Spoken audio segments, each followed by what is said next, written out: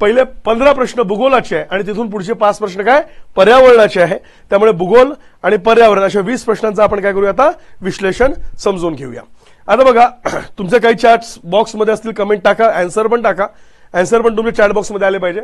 नदीच्या खनन कार्यामुळे कोणते भू आकार निर्माण होत नाही असा शब्द वापरलेला आहे, हे लक्षात घ्यायचंय। प्रश्न केअरफुली वाचायचे आणि याच त्यातल्या ट्रिक्स असतात की प्रश्न आपल्याला केअरफुली वाचून आन्सरकडे जायचंय। चला आन्सर करा।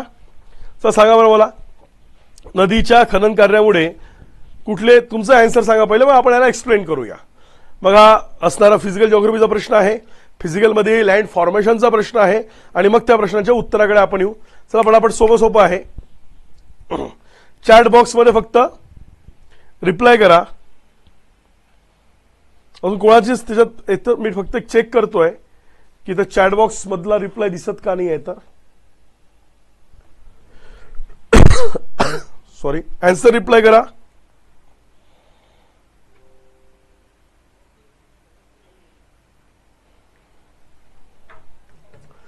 कधी येत नाहीये कारण की तुमचा रिप्लाय शिवाय पुढे जाता येणार नाही ना। यस, हे आन्सर आहे, मग त्याला एक्सप्लेन करूया। म्हणजे हा यस, निखिलचा आलाय। ओके निखिल, ओके निखिल, ठीक आहे। आता निखिल बाकीच्यांचे येऊ द्या, पण निखिलाला आलाय। आन्सर इज 3, कारण की काय सांगितलंय होत नाही। आता लक्षात घ्यायचंय ही कशाची आहे तुमचे, तर ही नदीच्या खनन कार्याची नाहीये। पूर मैदान, त्रिभुज प्रदेश, पुरतट मैदान हे नदीच्या भरण कार्य, ज्याला आम्ही म्हणतो भरण कार्य आणि खनन कार्य। इन सिंपल वे, खनन म्हणजे इरोजनल प्रोसेस ऑफ रिव्हर आणि ज्याला आम्ही भरण म्हणतो त्याला आम्ही डिपॉझिशनल काय म्हणतोय, डिपॉझिशन, बरोबर आहे, कार्य किंवा ऍक्टिव्हिटी ऑफ द रिव्हर असं आम्ही त्याला संबोधतो। मग आपल्याला माहित आहे नदी ही तिच्या 3 टप्प्यात प्रवास करते। जो तिचा वरचा टप्पा असतो याला आम्ही फर्स्ट फेज म्हणतो। मोस्ट ऑफ द रांजण खडके धबधबा व्याकारी दरी ही नदी आपल्या पहिला युवा अवस्थेत तयार करते, ज्याला तुम्ही काय म्हणताय त्रिभुज प्रदेश, पूर मैदान किंवा पुरतूट मैदान ही नदी तिच्या कुठल्या 3ऱ्या अवस्थेत करते। आणि नदी नागमोडी वळणे, ज्याला मियांडर्स आम्ही म्हणतो हे लक्षात घ्यायचं आहे, किंवा ज्याला ऑक्झोबो लेक म्हणतो, चंद्राकृती सरोवरे ही नदी तिच्या 2ऱ्या टप्प्यात तयार करते। मग अपक्षरण कार्यामुळे निर्माण होणारी भूरूपे आणि निक्षेपण कार्यामुळे निर्माण होणारी भूरूपे हे आपल्याला माहिती पाहिजे, हे लक्षात घ्यायचं आहे। ही सर्वच्या सर्व निक्षेपण कार्यामुळे नदी तिच्या 3ऱ्या टप्प्यात तयार करते। त्या प्रश्नाचं उत्तर हे लक्षात ठेवायचं, सोपं आहे, तुम्हाला हे माहिती असेल। नाउ नेक्स्ट क्वेश्चन बघा, आता भारतातील कोणत्या राज्यात पाम तेलासाठीची शेतजमीन अधिक प्रमाणात केली जाते? मी हा प्रश्न का घेतला, का टाकला हे पण मी एक्सप्लेन करतो। बिकॉज भारत हा जगातील सर्वात जास्त पाम तेल आयात करणारा देश आहे। व्हेजिटेबल ऑइल मध्ये जगात सर्वात जास्त इम्पोर्ट व्हेजिटेबल ऑइल करणारा आपण आहे, त्यातही पाम तेलाचा वाटा आहे। आणि मग हे पाम तेल भारतासाठी महत्वाचं आहे, जे आपण इम्पोर्ट करतो त्याच्यापेक्षा आपण काहीतरी उगवलं पाहिजे। हा बराच इश्यू करंट बेसवर येतो, त्याला घेऊन हा जिओग्राफीचा प्रश्न काय केलाय, तयार केलाय। उत्तर सांगा पहिले, याचं उत्तर सांगा, मग मी पुढच्या मी करंट बेस थोडासा आपण प्रश्न टच केला, तुम्ही उत्तर सांगा, मग मी त्याला करतो ए। ओके ओके, पप्पूने टाकलं उत्तर, पप्पू चव्हाण। ओके, आणखीन कोण टाकेल, मग त्याला एक्सप्लेन करूया आपण, हे लक्षात घ्यायचंय।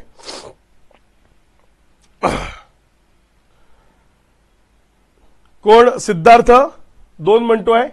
ओके, अजून कोणी का नवीन प्रश्न आहे सर, हे होत नव्हतं, लेट्स सी, ठीक आहे। मग आता बघूया, याचं उत्तर बरोबर आहे, पप्पून टाकलेलं ABC, it's a Kerala. Okay, त्यानंतर असणार आंध्र आणि it's a Tamil Nadu. Yes Nikhil, बरोबर म्हणाल, ABC इज द आन्सर। पहिलं लक्षात घ्यायचं आहे, मी परत सांगतो, भारत हा जगातील खाद्य तेल आयात करणारा देश, सर्वात मोठा खाद्यतेल आयात करणारा देश आहे। आपल्या एकूण खाद्यतेलापैकी 60% गरज ही आपण पाम तेला मार्फत काय करतो, भागवतो, हे सुद्धा लक्षात घ्यायचं आहे। भारत सगळ्यात जास्त पाम तेल कुठल्या देशांकडून आयात करतो हे पण लक्षात घेऊया आपण। इंडोनेशिया आणि असणारं मलेशिया हे जे आहे त्याला भारताला सर्वात जास्त काय करतं, हे निर्यात करतात किंवा आम्ही त्यांच्याकडून आयात करतो। हा सुद्धा भाग आपल्याला काय लक्षात ठेवायचा आहे, इथे लक्षात ठेवू।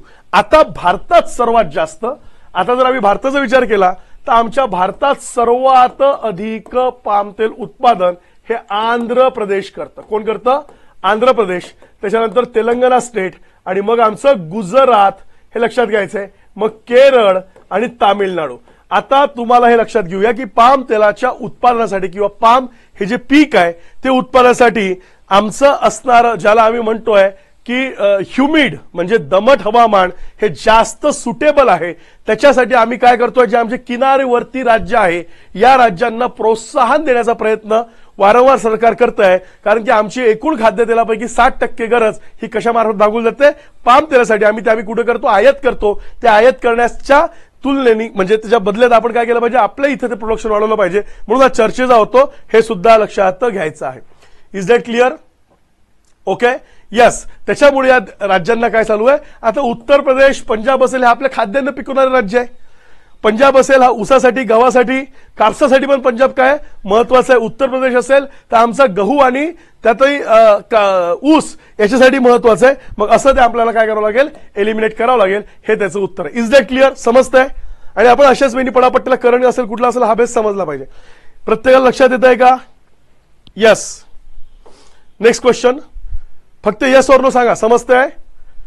नेक्स्ट, पृथ्वीच्या भूकवचातील विघटनासाठी कोणते घटक कारणीभूत आहे? विघटन, that is the decomposition. Okay, decomposition. चला, सिद्धार्थ असेल, निखिल असेल, निकिता असेल, चला एनसीबी, इकडे मिस्टर स्काय, जी जी तुम्ही नावं ठेवली आहे स्वतःची, चला पटापट रिप्लाय करा. पप्पू, यस, पंजाब मोहरी गहू करेक्ट आहे त्यासाठी. चला, याचं सोपं आन्सर आहे, पृथ्वीच्या भूकवचातील विघटनासाठी कुठले घटक कारणीभूत आहे? डिकम्पोजिशन.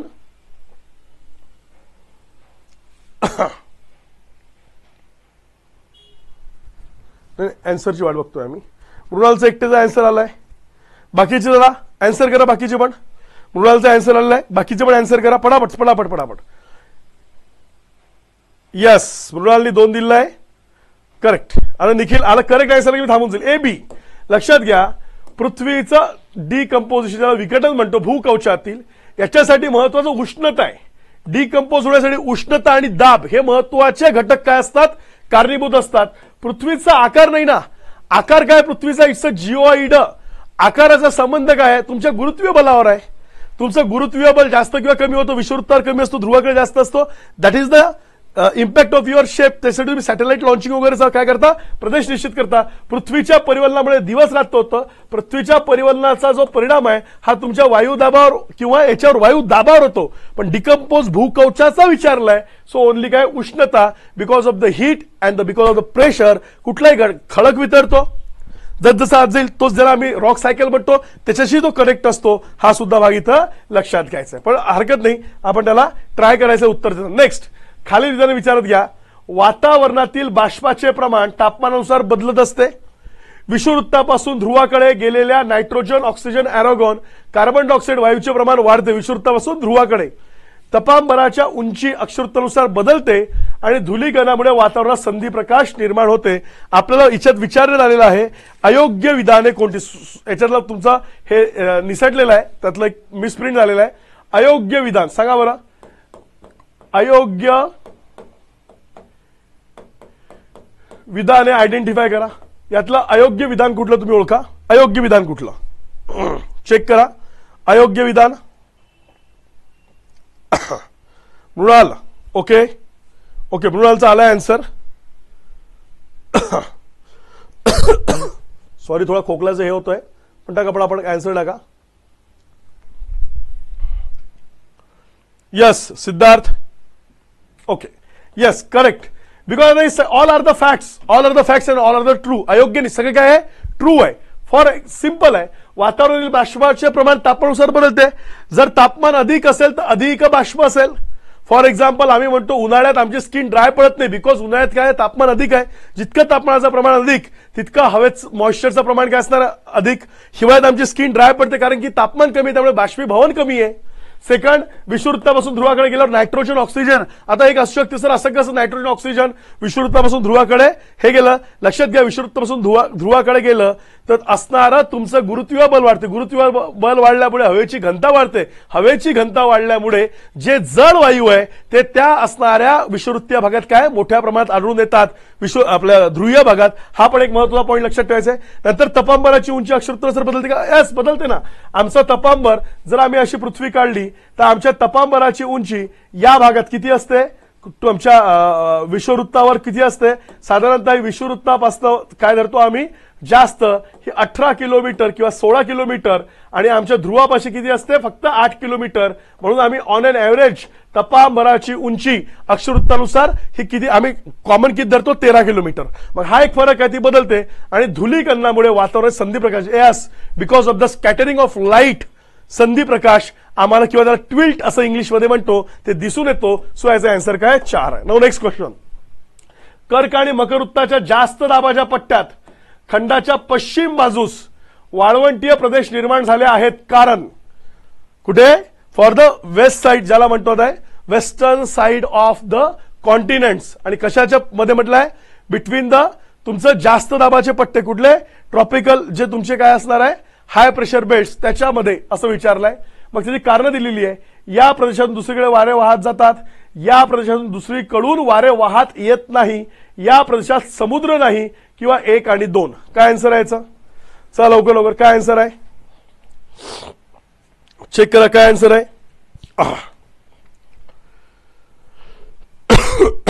हा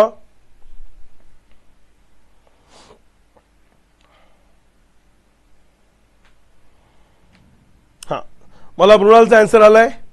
बाकीचे टाका आन्सर. मृणालचा एकाचा आन्सर आलाय, बाकीचे आन्सर करा.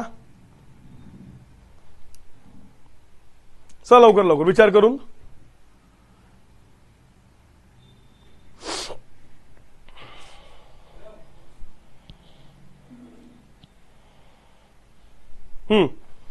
ओके, पप्पूचं पण आलेलं आहे. ठीक आहे, सगळ्यांचं बरोबर आहे. 2. आता काय आहे हे लक्षात घ्यायचं आहे की आपल्या इथे असणारे पूर्ण ज्याला आम्ही म्हणतोय की जर आपण एकूण असा थोडासा भूखंडाचा विचार, जर मी थोडासा आफ्रिकाच्या या साईडनी म्हणतोय आणि हा आमचा असणारा भारत, 2 मिनिटं आपण असा हा काय करूया, हा झाला मी म्हणतोय याला आफ्रिकन एशिया काढला, किंवा या साईडनं असणारा ज्याला मी म्हणतोय की आमचं असणारं हा फक्त अमेरिकेचा भाग घेतला. तुम्ही सगळेजण असा विचार करा की या भागात ज्यात तुमचं कर्कवृत्त हा जास्त दाबाचा पट्टा किंवा मकरवृत्त हा जास्त दाबाचा पट्टा आहे. तुमची वाळवंट आफ्रिकेचा सहारा वाळवंट पश्चिमेकडे आहे, इथं असणारा कालीहारी वाळवंट पश्चिमेकडे आहे, इथं असणारा आमचं कोणाचं अटॅकामा वाळवंट पश्चिमेकडे आहे, आमचं सहारा वाळवंट पश्चिमेकडे आहे. का पश्चिमेकडे आहे? कारण की या भागात जास्त दाबाकडून येणारे वारे, बरोबर आहे, या भागात येत नाही, किंवा आले तर ते वारे कुठे आहे? पूर्वेकडे आहे. आणि हा मोस्ट ऑफ द भाग कुठे आहे? पश्चिमेकडे आहे. त्याच्यामुळे या भागातली काय होतात वाळवंट कुठे? खंडाच्या पश्चिम भागात थांबलेली आहे. लक्षात घ्यायचं आहे कारण की वाऱ्यांची वाहण्याची दिशा ही या भागात कशी आहे? पूर्वेकडून पश्चिमेकडे. आणि हे सगळं पश्चिमेकडे त्या एंडला आहे आणि वारे पूर्वेकडनं पाऊस पडून जातात. That is why most of the tropical desert, either hot desert कुठे आहे? कॉन्टिनेंटच्या वेस्ट साइडला आहे, पश्चिमेकडे. हा पॉइंट इथे लक्षात ठेवायचा आहे. Now next.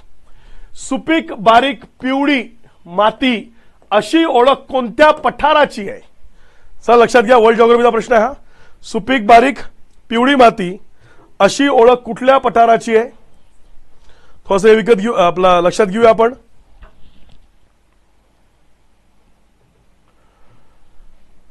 चेक करा, सोपं सोपं आहे पण. चला उत्तर.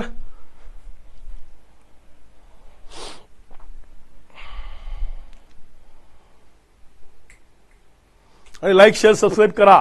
लाईक शेअर सबस्क्राईब करायला विसरू नका. हा आन्सर आलं का? आलंच. सगळ्यांनी तुम्हाला सर 2-2 चालू सगळ्यांचं. येस, लोएस्ट पठार बरोबर आहे. आता लोएस्ट पठार किंवा त्याला काय म्हटलं जातं? लोएस्ट मैदान असंही म्हणतो आम्ही. काय म्हणतो? लोएस्ट मैदान असंही म्हणतो. लोएस्ट मैदान कशामुळे होते? वाऱ्याने कशामुळे? वाऱ्याने निक्षेपण केलेली अतिसूक्ष्म अशी ही माती असते. ही माती कशी असते? पिवळसर रंगाची असते आणि याच्यामुळं ही काय होते, इथं पिवळसर अशी मैदाने दिसतात. फॉर एक्झाम्पल गोबीचं वाळवंट, चीन आणि मंगोलियामध्ये असणारं गोबीचं वाळवंट, त्या भागात अशा प्रकारचे मैदान आणि पठारं दिसून येतात. ती लोयस मृदा ही वाळूच्या निक्षेपण कार्यामुळे तयार झालेली मैदाने असंही त्याला काय करतो आम्ही संबोधतो. हे सुद्धा लक्षात घ्या. यस, एनसीबी चीन आणि मंगोलिया याच्या सीमेवर हे लक्षात घ्या. लोयस पामीरचं पठार नाही, पामीरचं पठार हे पर्वतपदीय कुठं तुमचं असणारं, इकडनं असणारं कुठलं मी म्हणतोय त्याला कुनलून पर्वतरांग, आणि येतं हिंदुकुश.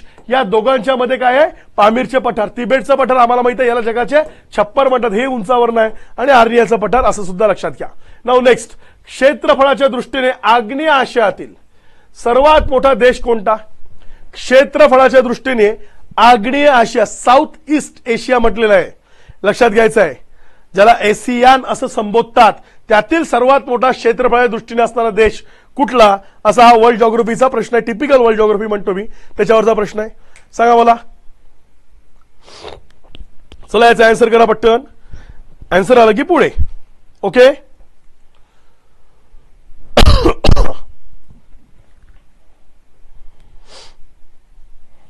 चला लवकर लवकर. रियाज, ओके, माधुरी, त्यानंतर NCB, Siddharth, Mrinal, Nikhil, पडापट, आम्रवाली, yes, hello. चला लवकर लवकर. यस, रियाजचं आलंय, माधुरीचं आलंय. काय answer? Siddharth, Mrinal, yes. Indonesia. नकाशा चांगला वाचून जायचं. इंडोनेशिया. आता लक्षात घ्या, मुद्दामला प्रश्न टाकला कारण की आपलं दोन गोष्टीवर तुम्ही क्लिअर लक्ष ठेवायचं. एक म्हणजे south Asia, that is the India ज्याला म्हणतो आपण, इंडिया ज्याचा भाग आहे, आणि that is the political and economical diaspora. Same like the south east Asia, आग्नेय आशिया पण आपण लक्षात घ्यायचं. बऱ्याच वेळा इथले प्रश्न विचारले जाते, त्यातला आपल्याशी असणारा सबकॉन्टिनेंटचा थोडासा का भाग आहे ना, जो आपला जुना भाग होता बर्मा, हा त्यांचा भाग आहे किंवा त्या रिजन सोबत जोडला गेला, दॅट इज द म्यानमार. पण हे लक्षात घ्यायचं, इट्स अ इंडोनेशिया. आपण फक्त एवढं लक्षात घेऊया, आग्नेय आशिया याच्यामध्ये एकूण 11 देश येतात. 11 देश म्हणजे कुठले? हे 4, आणि इथे नसणारे व्हिएतनाम असेल किंवा थायलंड असेल, बरोबर आहे, याच्यातलं असणारं तिमोर असेल, ईस्ट तिमोर ज्याला म्हणतो, लाओस असेल, म्यानमार असेल, कंबोडिया असेल, अशा 11 देश. तुम्ही ज्याला एसियान म्हणतात, या एसियानची 1961 आणि मग परत 1964 म्हणजे जी स्थापना आली, याचे 4 देशांनी स्थापना केली. पण सध्या मेंबर किती आहे त्याचे? 10. आणि याच्या इकॉनॉमिक याला म्हणजे स्ट्रेंथला एशियन टायगर असं संबोधतात. जसं आपल्या इकॉनॉमिक स्ट्रेंथला एलिफंट संबोधतात, तसं याच्या इकॉनॉमिक स्ट्रेंथला काय संबोधलं जातं? Asian tiger. हा सुद्धा भाग लक्षात घ्या. So that is Indonesia. आणि मी मगाशी सांगितलं की पाम तेल, आणि मग गेल्या वर्षी हे चर्चेत का होतं 23 मध्ये, कारण की आपल्या इथे एका पक्षाच्या एका महिला पदाधिकाऱ्यांनी एका धर्माच्या गुरूंविषयी काहीतरी बोललेलं होतं. त्यावेळेस इंडोनेशिया आणि मलेशियानी आम्ही भारताची पाम तेलाची काय देणं सप्लाय थांबू अशा प्रकारचे वक्तव्य वगैरे केले होते, तेव्हा हे चर्चेत होतं. हे सुद्धा लक्षात घ्यायचं आहे. नाउ नेक्स्ट, खालील विधाने विचारात घ्या. विकसित देशांच्या तुलनेत भारतातील विजेचा वापर अत्यंत कमी आहे. भारतातील कोळसा संसाधन वितरण असमान असल्यामुळे औष्णिक वीज निर्मिती केंद्रापर्यंत कोळसा वाहून करण्यास फार खर्च येतो, आणि ग्रामीण भागातील ऊर्जेची 50% गरज जैविक वायू मार्फत भागवली जाऊ शकते म्हणतात आहे. भागवत नाही, भागवली जाऊ शकते. Okay, yes, Timor is the listed. Now Timor is the listed, is the new member. 10+1 correct आहे. कोणाचं? गोबिंदचं. नेक्स्ट, तिमोर लिस्ट झालेला आहे, इट्स 11 मेंबर. करेक्ट आहे. लिस्ट पहिले 4 पासून सुरुवात 10 पर्यंत. नाव जो ईस्ट तिमोर आतापर्यंत नव्हता तो आता मेंबर झालेला आहे. कमॉन, आता आन्सर परत पुढचा आन्सर करा. चला लवकर लवकर त्याचा आन्सर करा. तुम्हाला काय वाटतं या प्रश्नाबद्दल? पटकन उत्तर करा. योग्य विधाने कुठली? योग्य विधाने पाहिजे. Yes yes yes yes, Siddharth आणि Mrinal, Pappu, okay, Janvi, Suhas, yes, all of the above R correct. वरील योग्य, वरील योग्य. फक्त आता एक लक्षात घ्या, भारत एकूण वीज निर्मितीत, भारत आपला वीज निर्मितीत लक्षात घ्यायचं जगात 5 नंबरवर आहे. निर्मितीत जगात कितव्या नंबरवर आहे? 5 नंबरवर असणारा आपला भारत हा एक देश आहे महत्वाचं. त्याच्यानंतर ह्या महत्वाचा पॉइंट आहे की विकसित देशात तुलनेत भारत वीज वापर अत्यंत कमी आहे का? कमी आहे. बिकॉज बिकॉज बिकॉज याला आपण म्हणतो, काय म्हणतोय याला, इकॉनॉमिक डेव्हलपमेंट, जी आमची अजूनही होते आहे पण इतकी जास्त मोठ्या प्रमाणात होत नाही. फॉर एक्झाम्पल चीन हा खूप जास्त काय करतो, विजेचा वापर करतो, कारण की त्याच्या डेव्हलपमेंट एवढा स्ट्रॉंग आहे. हा सुद्धा बघा आम्हाला काय करायला पाहिजे, इथं लक्षात घ्यायला पाहिजे. पुढचा प्रश्न आहे, हे बरोबर आहे की कोळसा संसाधन वितरण असमान असल्यामुळे औष्णिक वीज निर्मिती करण्यासाठी आम्हाला बऱ्याच करावं लागतं. आमचं महाराष्ट्राचं एक्झाम्पल घेतलं, मोस्ट ऑफ द वीज आम्हाला कुठं थर्मल एनर्जी कुठं करावं लागतं, नागपूर चंद्रपूर या भागात करावं लागतं आणि मग ती ट्रान्समिशन मार्फत इथं आणावं लागतं. त्यात फार गळती होते, हा एक पॉईंट आहे. फक्त एवढं लक्षात घ्यायचं आहे की आता भारताचा विचार केला तर कोळशामुळे होणारी जी औष्णिक विद्युत निर्मिती आहे भारतात, ती सर्वात जास्त महाराष्ट्र राज्य करते. भारताचे एकूण 16% औष्णिक विद्युत निर्मिती आमचं महाराष्ट्र करते आणि 2 नंबरला कोणतं राज्य करतं, गुजरात करतं. हा सुद्धा पॉईंट लक्षात घ्यायचा आहे. जर आता इथं प्रश्न कुठला होता, आता या संदर्भातला प्रश्न इथं आलेला होता, जस्ट सेकंड.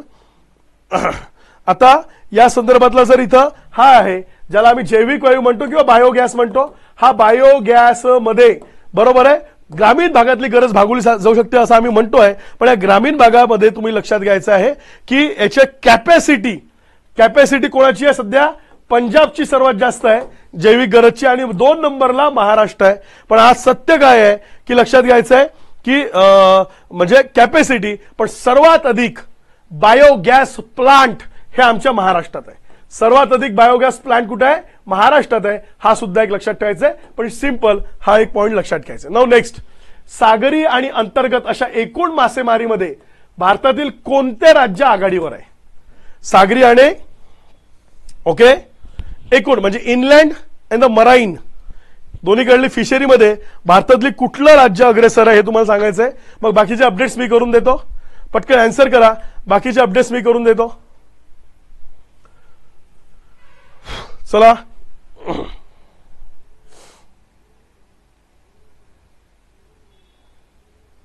मुंबई, हा एनसीबीचं मला कळलं आन्सर कशाला केलेला आहे. Okay, yes Mrinal Shivaji Sanjeevani, correct, it's Andhra Pradesh. आता एक लक्षात घ्यायचं आहे की आता ह्या फिशरिंगला तुम्ही सनराईज म्हणतात, पण सनराईज इंडस्ट्री हा फिशरिंग किंवा ॲक्वाकल्चरला त्याच्यात कन्सिडर केला जातं. हा सुद्धा एक भाग लक्षात घेऊ. भारतात 1 नंबरला आंध्र प्रदेश आहे आणि भारतात एकूण 2 नंबरला काय, पश्चिम बंगाल. कशाला, इनलँड आणि एकूण मत्स्य याच्यात पहिला आंध्र, दुसरं पश्चिम बंगाल. आता लक्षात घ्या, जगाचा विचार केला, जगात आमचा भारत मत्स्य उत्पादनात 3ऱ्या पोझिशनला आहे.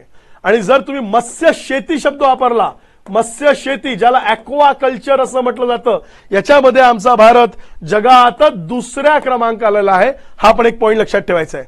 जर एकूण फक्त काय विचारलंय सागरी, तर सागरीमध्ये आमचं गुजरात 1 नंबरला आहे, त्याच्यानंतर केरळ 2 नंबरला आहे सागरीमध्ये म्हणतोय, आणि 3 नंबरला तामिळनाडू आणि 4 नंबरला आंध्र प्रदेश सागरीमध्ये म्हणतोय मी.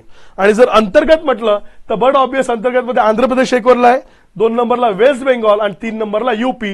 हे पॉइंट्स लक्षात ठेवायचं आहे. बरोबर आहे. गोळ्या पाणी पश्चिम बंगाल नाही, गोळ्या पाण्यात कोळ्या पश्चिम बंगाल नाही, आंध्र प्रदेश. 2022चा डेटा आहे हा. 2022चा डेटा अंडरस्टँड करून घ्यावा लागेल. 2022 मध्ये अजूनही कोळ्या, तिथं गोळ्या पाण्यात सगळ्यात जास्त आंध्र प्रदेश दिलेला आहे. का आंध्र प्रदेश गोळ्या पाण्यात दिलेला आहे? कारण की तिथं असणारी मत्स्य शेतीचं मोठं प्रमाण आहे. मग त्याला इनर आम्ही म्हणतो, हे लक्षात घ्यायचं आहे. बरोबर आहे. चीन, जपान आणि इंडिया, करेक्ट. नाउ नेक्स्ट, द्वीपकल्पीय भारताच्या ईशान्य भाग आणि हिमालयाच्या पायथ्याशी कोणती वने आढळतात? चला, सोपा प्रश्न आहे. द्वीपकल्पीय भारताच्या ईशान्य भाग, ओके, चला लवकर.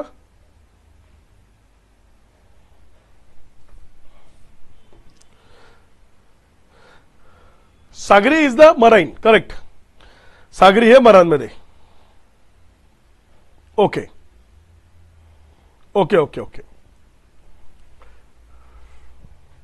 आता इनलँड लक्षात, aquaculture is the inland, part of the inland, म्हणून त्याला कशात कन्सिडर करतात? त्यांनी 2 कॅटेगरी केल्या, इनलँड आणि मराईन, अशा 2 कॅटेगरी दिल्या आहे गव्हर्नमेंटच्या वेबसाईटवर. हे लक्षात घ्यायचं आहे. ओके, हा, नीट मृणाल, ओके. हा, रियाज, ओके. बाकीचे तुम्ही थोडे कन्फ्यूज झालेले आहेत. एनसीबी, बरोबर आहे. Okay, correct. उष्णकटिबंधीय आंध्र पानझडी, मी काय शब्द वापरला, हिमालयाच्या पायथ्याशी. कोणाच्या हिमालयाच्या पायथ्याशी, द्विकल्पीय भारताच्या ईशान्य भाग, द्वीपकल्पीय वापरलेला आहे, द्वीपकल्पीय भारताचा ईशान्य भाग म्हणजे ऑलमोस्ट तुमचा बिहार, छोटा नागपूर, झारखंड असा तो भाग येतो, लक्षात घ्यायचा आहे. आणि वर काय चालू होईल, हिमालय, आणि दुसरा जर काढलं हिमालयाच्या पायथ्याशी, मग तो सिक्कीम मधनं वर जा तुम्ही किंवा तुम्ही शिवालिक मधनं वर जा, या सर्वच्या सर्व कुठं हिमालयाच्या पायथ्याशी किंवा पंजाबच्या तिथे पायथ्याशी कुठले आढळतात, उष्णकटिबंधीय आर्द्र पानझडी वने आढळतात, लक्षात घ्यायचं आहे. निम सदाहरित सदाहरित वर तिकडे आमच्या पश्चिमेकडे असेल किंवा वेस्ट बेंगॉलला असेल, हे लक्षात घ्यायचं. काटेरी वनात संबंधच नाही, ते आम्हालाही माहिती आहे कुठे आढळतात, वाळवंटीय प्रदेशात किंवा जो रेन शॅडो झोन आहे दख्खनच्या पठारावरचा तिथे आढळतील. उष्णकटिबंधीय सदाहरित पश्चिम किनारी किंवा घाटमाथा किंवा नॉर्थ ईस्ट मध्ये जिथं पाऊस जास्त आहे तिथं, आणि निम सदाहरित म्हणजेच काय तर सह्याद्रीचा पूर्व उतार किंवा थोडासा भाग असणारा तो म्हणजे अगेन नॉर्थ ईस्टचा, हा सुद्धा भाग इथं लक्षात घ्यायचा आहे. बरोबर आहे. 150 ते 200 मध्ये आर्द्र पानझडी आढळतात, 150 ते 200 सेंटीमीटर मध्ये आर्द्र पानझडी वने आढळतात. 2011च्या जनगणनेनुसार नागरी लोकसंख्या व साक्षरता या बाबतीमध्ये अखिल भारतीय स्तरावर महाराष्ट्र राज्य अनुक्रमे कितव्या याच्यावर आहे. आता फक्त एक लक्षात घ्या, नागरी लोकसंख्या प्रमाण शब्द वापरतो मी, नाही ते करेक्ट आन्सर निघू शकणार नाही, आणि साक्षरता प्रमाण शब्द वापरतो. आता हे दोन शब्द कन्सिडर करून तुम्ही उत्तर द्या, हे दोन शब्द कन्सिडर करून मला उत्तर द्या. ओके, हे दोन शब्द कन्सिडर करून काय करायचं, उत्तर द्यायचंय. चला लवकर,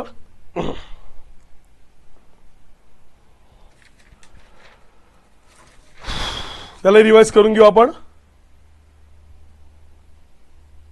चला, ईश्वर, Amrapali, Mrinal, Nikhil, Snehal,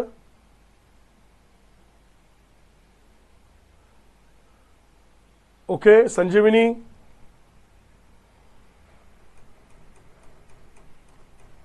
okay, let's, yes yes yes yes yes yes yes, रियाज, राणी, सुप्रिया, आम्रपाली, ईश्वर. आन्सर इज क्रमाने. आता लक्षात घ्या, सिंपल आहे. भारतीय महाराष्ट्र नागरी लोकसंख्येचं प्रमाण किती आहे पहिलं सगळ्यांना माहिती आहे. गोवा 1 नंबरला 62 काहीतरी टक्के, मिझोरम 52% आसपास आहे, त्यानंतर कुठे तुमचं तामिळनाडू आहे 48च्या आसपास, केरळ आहे 47च्या आसपास, आणि मग आमचं महाराष्ट्र आहे 45.2%. काय म्हणतोय, जनगणनेनुसार नागरी लोकसंख्या प्रमाण, जर म्हणून मी तो शब्द टाकला प्रमाण, जर फक्त लोकसंख्या असेल तर बट ऑब्वियस नागरी लोकसंख्या आमच्या महाराष्ट्रात आहे, याच्यात महाराष्ट्र एक वर आहे, देन कोण येतं तुमचं यूपी येतं, आणि तिसऱ्या नंबरला काय येईल तामिळनाडू. लोकसंख्या, पण मी काय विचारलं, लोकसंख्या प्रमाण महाराष्ट्र किती वेळा आहे अकॉर्डिंग टू दॅट 5व्या क्रमांकावरला.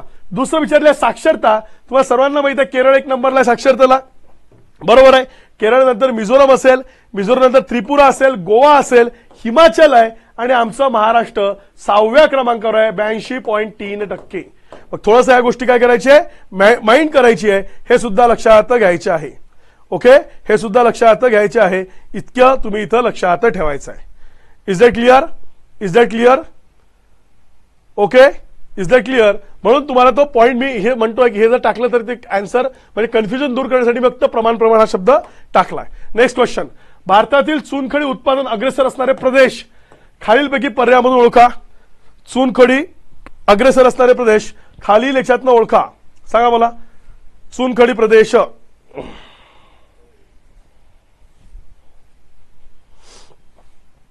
चला लवकर, ईश्वर आन्सर इट. चला पुढचा आन्सर करा.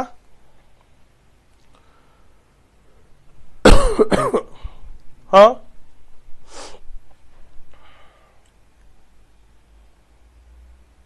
लवकर, कुठला प्रदेश आहे जिथे चुनखडी जास्त मोठ्या प्रमाणात महाराष्ट्रात आढळते. यस यस यस, याचं उत्तर आहे बरोबर, बरोबर आहे, करेक्ट करेक्ट.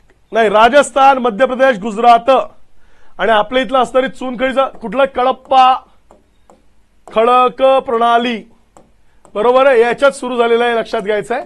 ओके, तर आमच्या इथले कुठे आढळते हे चुनखडी, आणि चुनखडीचा उपयोग सिमेंट असेल, खतं असेल, त्याच्यात सिमेंट जर आलं तर लक्षात घ्यायचं आंध्र प्रदेश आणि MP हे सगळ्यात जास्त चुनखडी प्रोड्युसिंग स्टेट आहे. हे पण लक्षात घ्या. बिहार, उत्तर प्रदेश, झारखंड नाही, राजस्थान, मध्य प्रदेश. आणि मागे प्रश्न पळून गेला राज्यसेवाला 2023च्या 4 जूनच्या परीक्षेमध्ये की राजस्थानमध्ये असणारे चुनखडी खनिज मीठ आणि जिप्सम याचं इथं प्रमाण का जास्त आढळतं कारण विचारलं होतं, कारण की हा भाग आधी समुद्राच्या खाली होता असा प्रश्न पळून गेलेला आहे. नाऊ नेक्स्ट, पुळण बीचेस उत्तरेकडून दक्षिणेकडे महाराष्ट्रावर टिपिकल प्रश्न आहे.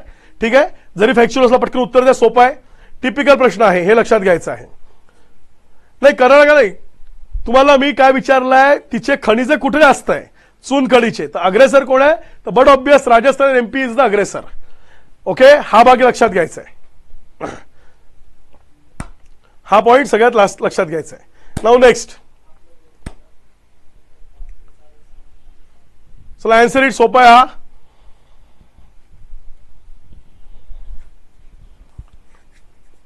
Answer answer answer answer answer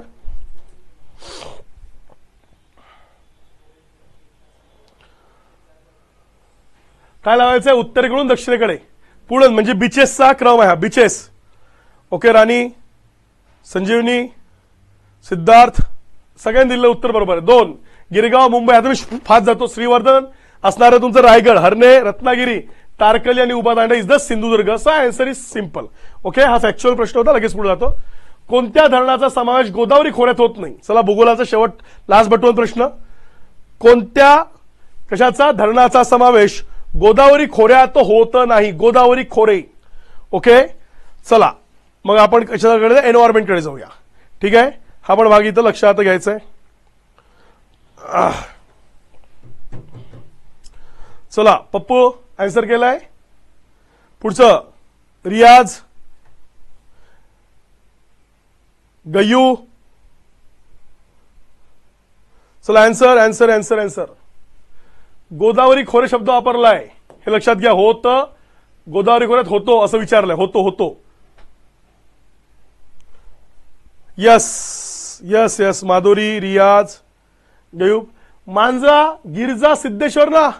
आता सिद्धेश्वर कुठे आहे, पूर्णा, दक्षिण पूर्णा नदीवर, हिंगोली आणि काय असणार, परभणी फेमस धरण आहे.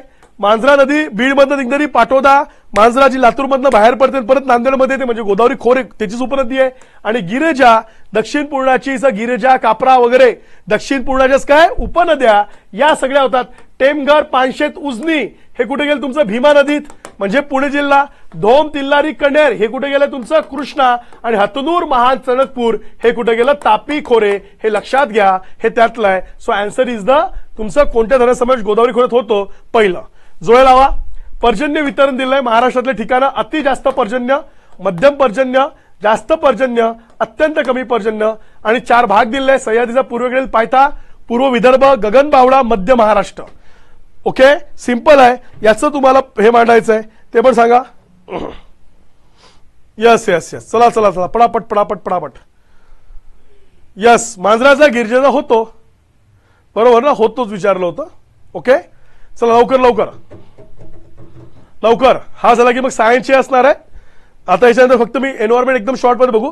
एन्व्हायरमेंट झालं की सर सायन्स स्टार्ट करतील आणि सायन्सचे पुढचे असणारे 20 प्रश्न रसासर तुमचे घेतील. शेवटचं लवकर लवकर आन्सर टाकायचं, हे सोपं, याला काही नाही अर्थ वाटतं, बरोबर ना. Yes yes. 1 आता अतिशय जास्त पर्जन्य कुठे येईल, गगन बावळा. मध्यम पर्जन्य कुठे येईल आमचं, मध्य महाराष्ट्र. जास्त पर्जन्य येईल पूर्व विदर्भ. आणि अत्यंत कमी सह्याद्रीचा पूर्वेकडील पायथा, रेन शॅडो झोन ज्याला म्हणतो, 70 सेंटीमीटरपेक्षा कमी. पूर्व विदर्भ 150 ते 200 सेंटीमीटर, गगन बावळा 300 सेंटीमीटरपेक्षा, आणि मध्य महाराष्ट्र 70 ते 100 सेंटीमीटर. अशी आमची एकूण महाराष्ट्राची आहे. ते फार इझी आहे, हे सुद्धा लक्षात घ्यायचंय. मग आता जो आपण एन्व्हायरमेंटच्या प्रश्नांकडे, त्यात मी काय केलेलं आहे, रामसर क्षेत्र आणि राज्य जोडी लावा. फॅक्च्युअल प्रश्न आहे, चला लवकर.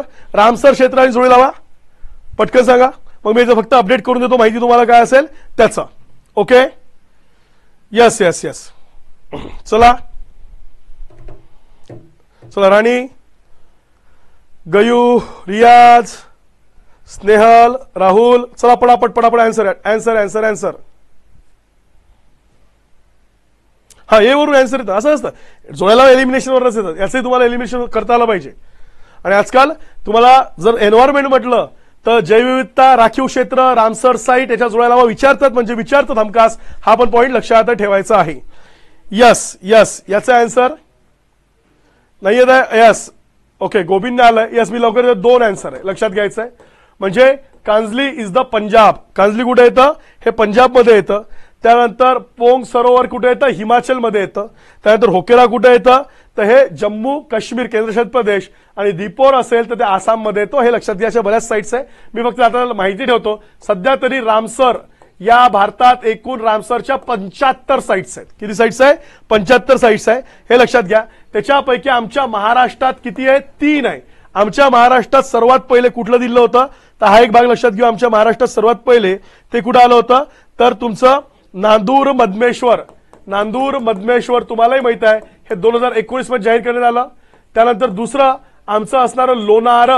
लोणार हे 2020 मध्ये जाहीर करण्यात आलं. आणि आता ठाण्याची खाडी, ठाणे क्रिक्स किंवा ठाणे खाडी ही 2022 मध्ये आमच्या महाराष्ट्रातले ही 3 क्षेत्र कशात येतात, हे सुद्धा लक्षात घ्यायचं. एकूण 75 सध्या अपडेट झालेले. सर्वात अधिक कुठं आहे साईट्स, तर ते तामिळनाडूमध्ये आहे, हे पण लक्षात घ्या. सर्वात अधिक काय, हा 1982 चा करार आहे, तो म्हणजे काय, रामसर इराण मधलं एक शहर आहे, तिथं हा करार झाला होता पाणथळ क्षेत्र संवर्धनासंदर्भात. पाणथळ हा पण एक पॉईंट इथं लक्षात ठेवायचा. Now next question. ओके, पश्चिम घाट परिस्थितिकीय तज्ञ कार्यगट, माधव गाडगीळ कार्यगट यांच्या पॅनलच्या कार्यक्षेत्रात महाराष्ट्रातील कोणत्या जिल्ह्यांचा समावेश केला होता. आता माधव गाडगीळ कार्यसमिती फार केंद्र सरकारने नेमलेली आहे. त्याच्यानंतर याचा रिव्ह्यू करायला कस्तुरंगन समिती होती. म्हणून महाराष्ट्रातील कुठल्या जिल्ह्यांचा समावेश या कार्यगटाच्या याच्यात केला होता, असा प्रश्न तिथं विचारलेला आहे. यस निखिल बरोबर आहे. चला चला चला लवकर पुढचा, याचं उत्तर द्या.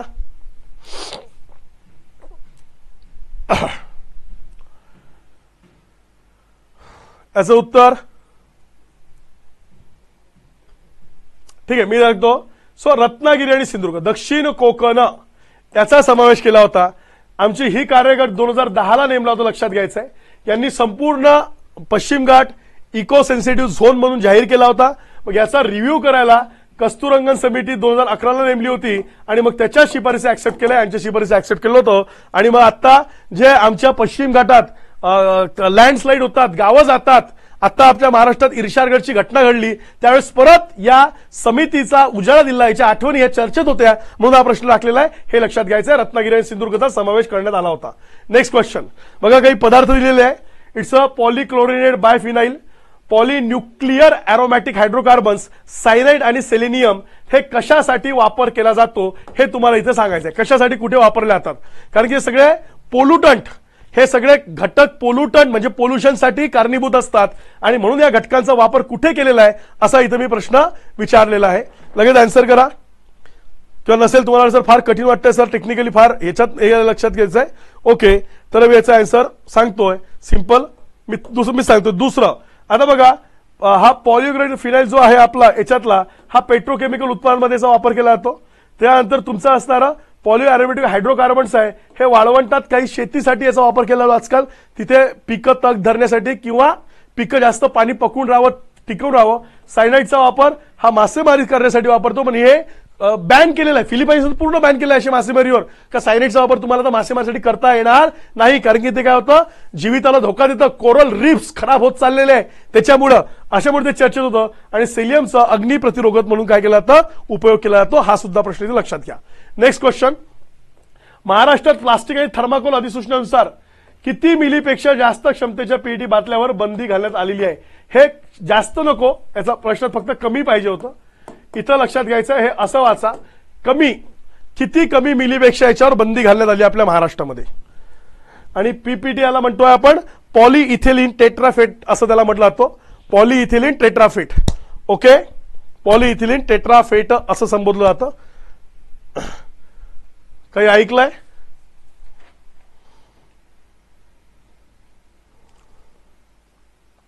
चला पटकन कमी सांगूया. ठीक आहे. आता ते एन्व्हायरमेंट आणि एन्व्हायरमेंटचे थोडे करंट बेस्ड टेक्निकल बेस्ड प्रश्न असतात. इट्स 200 मिली, हा लक्षात घ्या.